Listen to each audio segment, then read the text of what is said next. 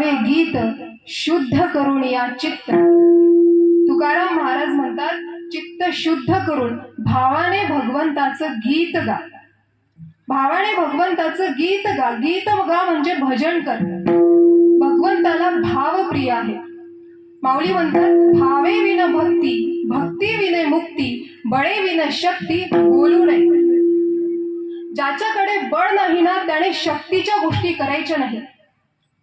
ज्याच्याकडे भक्ती नाही त्याने मोक्षाच्या गोष्टी करायच्या नाही. आणि ज्याच्याकडे भाव नाही त्याने भक्तीच्या गोष्टी करायच्या नाही. आम्ही जर भावाने भगवंताचं गीत गायलं तर तो भगवंत आमच्या स्वाधीन होतो, म्हणजेच आकळला जातो. भावकडे आकडे एरविनाकडे करतळी आवडे तैसा हरी. भगवंताला भाव प्रिय आहे आणि तो आपल्या चित्तात भाव शोधत असतो, गोडी शोधत असतो. अंतरीची घेतो गोडी, पाहे जोडी भावाची. भगवंताला एक भाव लागतो.